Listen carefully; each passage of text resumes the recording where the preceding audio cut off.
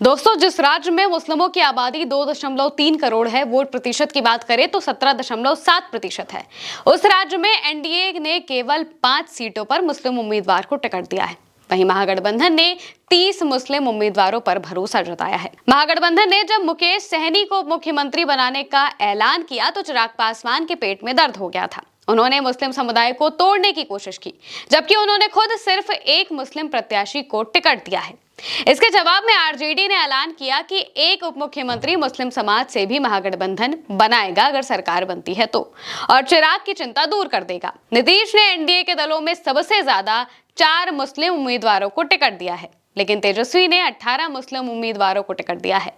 तो आखिर बिहार में करीब 18% की आबादी वाले मुस्लिम वोटर का गणित क्या है, समझेंगे इस वीडियो में। तेजस्वी यादव ने वक्फ कानून को निशाना बनाते हुए मुस्लिम समाज के वोटरों पर अपना ध्यान केंद्रित किया है। कई जगहों पर उन्होंने ये कहा है कि उनकी सरकार आई तो वो वक्फ कानून में जो संशोधन हुए हैं उसे डस्टबिन में फेंक देंगे। दूसरी ओर जेडीयू के संजय झा ने कहा कि जब वक्फ कानून बिल के रूप में आया था तब जेडीयू ने इस मसले पर संयुक्त संसदीय कमेटी के गठन का सुझाव दिया था। जेडीयू की सलाह पर संयुक्त संसदीय कमेटी का गठन भी किया गया। जब ये बिल पास हुआ तो जेडीयू के संशोधन को केंद्र में रखा गया, यानी कि मुस्लिम समाज को अपनी तरफ करने के लिए जेडीयू की तरफ से भी सफाई आने लगी है। मुस्लिम समाज के वोटरों को मुख्यमंत्री नीतीश कुमार भी याद दिला रहे हैं कि उनकी सरकार ने बिना किसी भेदभाव के लोगों को उनका पूरा हक दिया है। उन्होंने दावा किया, मुस्लिम समाज को हर क्षेत्र में उचित प्रतिनिधित्व मिला है। बिहार में मुस्लिम आबादी करीब 60 विधानसभा क्षेत्रों के चुनाव में निर्णायक भूमिका निभाती है। साल 2023 में हुई जाति आधारित जनगणना के अनुसार मुस्लिमों की ज्यादा अधिक संख्या सीमांचल क्षेत्र में है, जिसमें किशनगंज में 68%, कटिहार में 44%, अररिया में 43% और पूर्णिया में 38% जैसे जिले शामिल हैं। किशनगंज बिहार का एकमात्र जिला है जहां पर मुस्लिम बहुसंख्यक हैं। 2020 के विधानसभा चुनाव में सीमांचल क्षेत्र में 19 मुस्लिम विधायक चुने गए थे, जो कुल विधायकों का 8% है। किशनगंज, कटिहार, अररिया, पूर्णिया, दरभंगा, पश्चिम चंपारण, पूर्वी चंपारण, सीतामढ़ी, सुपौल, मधुबनी की 87 सीटें ऐसी हैं जहां मुस्लिम आबादी 20% से ज्यादा है, कहीं कहीं तो 40% से भी ज्यादा है। ऐसे में आरजेडी ने 143 में से 18 मुस्लिम उम्मीदवार उतारे हैं। हालांकि साल 2020 में राजद के 144 उम्मीदवारों में से सिर्फ 15 मुस्लिमों को ही टिकट दिया था। बात करें कांग्रेस की तो पार्टी ने 61 सीटों में 10 मुस्लिमों को अपना उम्मीदवार बनाया है।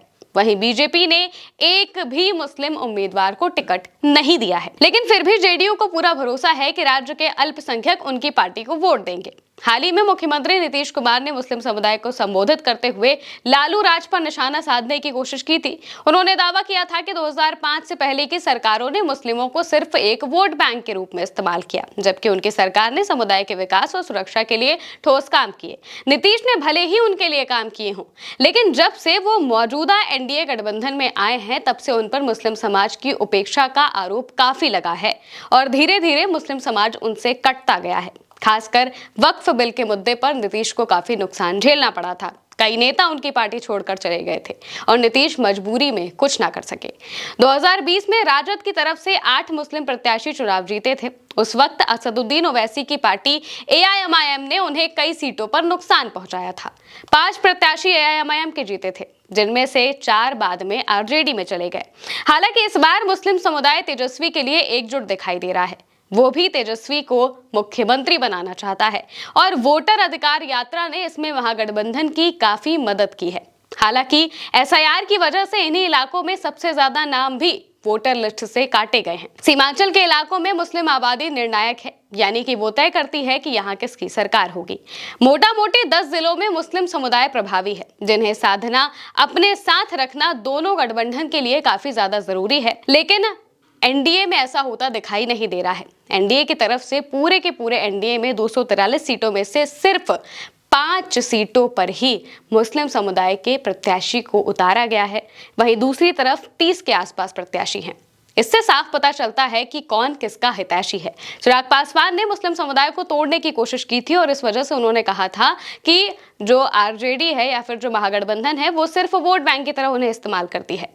लेकिन जिस तरह से इस पूरे नैरेटिव को तेजस्वी यादव ने अपने एक बयान से तोड़ा। उन्होंने कहा कि जैसे ही हमारी सरकार बनेगी हम आपकी इस चिंता को जरूर दूर करेंगे। उन्होंने तस्वीरें भी पोस्ट की और इसके साथ साथ एक मैसेज देने की कोशिश की कि वो हर समाज को रिप्रेजेंटेशन देना चाहते हैं। मुकेश सैनी ईबीसी समुदाय से आते हैं, इस वजह से उस समुदाय को भी रिप्रेजेंटेशन देना बहुत ज्यादा जरूरी है। वहीं दूसरी तरफ मुस्लिम समुदाय को भी रिप्रेजेंटेशन मिलना चाहिए और इसके लिए एक बड़ा पद देना उन्हें बहुत ज्यादा जरूरी हो जाता है और तेजस्वी यादव यही करने की कोशिश कर रहे हैं। मौजूदा चुनाव की अगर स्थिति को देखा जाए तो MY समीकरण काफी ज्यादा प्रभावी दिखाई दे रहा है, क्योंकि कई सीटों पर जहां पर AIMIM ने भी प्रत्याशी उतारे हैं वहां पर भी RJD को बढ़त मिलती दिखाई दे रही है। RJD का जो जनाधार है वो काफी बड़ा दिखाई दे रहा है, क्योंकि इस बार वोट कटने की आशंका बहुत कम है। AIMIM इस बार जनसुराज का ज्यादा नुकसान कर सकती है बाकी गठबंधन के मुकाबले। अब देखना होगा कि आखिर इस बार चुनाव में क्या होता है और ये सीटें किसके खाते में जाती हैं। फिलहाल के लिए मेरे साथ इस खबर में इतना ही। आप देखते रहिए उल्टा चश्मा यूसी।